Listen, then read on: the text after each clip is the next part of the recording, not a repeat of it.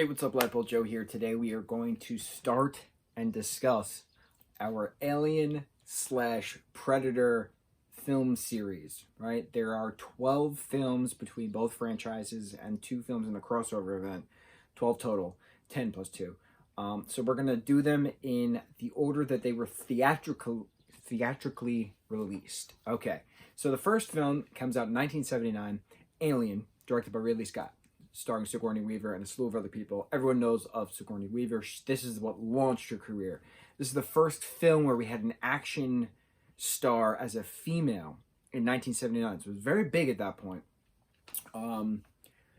This takes place in 2122. The freighter ship Nostromo is carrying minerals or whatever back to Earth. There's a ghost crew. It's like 7 people and a cat named Jones. And in the process, they are intercepting a transmission, which they think is a distress call, but per ship protocol, they have to explore any call that may or may not have life to it, because it could be a distress call. So they go to the ship, they take a transporter to the ship. Some of them take a transporter to the ship, where they find a large, giant race of alien fossilized. They've been there for years and years, and there seems to be some kind of protrusion coming from their abdomen, right? Something burst out. And then an explorer, if you will, travels farther into the ship and sees a whole cavalcade of these leathered egg things, looks, and a facehugger jumps out and attacks his face. The facehugger is then brought back to the ship, evading quarantine protocols, deposits an embryo into the, what's his name? I forget his name. Brett? Or Kane? Was it Kane? I think it was Kane. His stomach. He then comes back to his normal self and then starts to have a choking fit during their dinner. And a baby alien who is not named a xenomorph in this film, we know a xenomorph moving forward, comes out, wreaks havoc on the ship, grows excessively quick, starts to eat all the crew. Sigourney Weaver and Jones barely escape with their lives. The last 20 minutes are absolute chaos between the ship's countdown clock of self-destruct, between the xenomorph hitching a ride in the escape pod, and then it's Sigourney versus the xenomorph, and the xenomorph can't get away, and then she eventually gets him out in the airlock and, puts the thrusters on him, and off he goes. And she goes back to hypersleep, kind of, because she has 6 weeks until, someone can intercept her. And that's the first film. Now, this film is so iconic in the sense of it is a cult classic. It has been named one of the greatest films of all time, one of the most culturally impacted films from the Library of Congress, something like that. This had a big part of the great movie ride in Disney World, RIP, that doesn't exist anymore.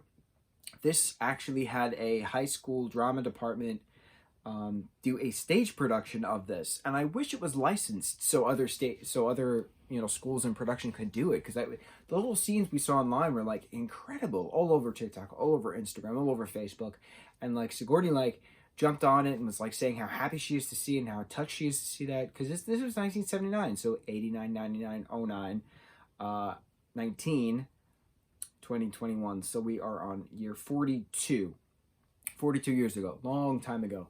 But this spawned 11 films following this film, right? I'm including the Predator films as well, because there's always nods to xenomorph skulls in Predator ships during the first few Predator films.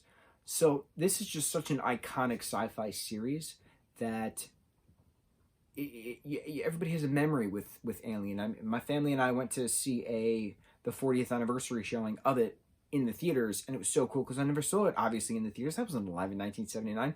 My parents were 19 in 1979. My dad was working at a movie theater, actually, from 77 to 80. So he was there for Star Wars, he was there for Alien, he was there for a whole slew of other things before he joined the Navy. And it's nice hearing those stories of actual film having to be put in a machine and people screaming, because this is a scary film for 1979. A scary film now, too, because it's horror, it's screaming, it's terror. There's this the constant strobe, which hurts my eyes, but such an iconic film with the xenomorphs. This spawned its own franchise. It has a bunch of toy lines. It has a bunch of comic books. I'm not quite familiar with the timeline. As we keep going into these films, I'm going to try to educate myself on the timeline because they don't truly go into them. So I'm curious if like the comics dive more into the timeline since the comics are canon. And yeah, let's see what happens next. I think Aliens is the second one, Alien 3, and then Alien Resurrection is the fourth, I think. But the theatrically released wise, it goes Alien, Aliens, and then Predator. And I think Predator 2, and then I think we'd go to Alien 3.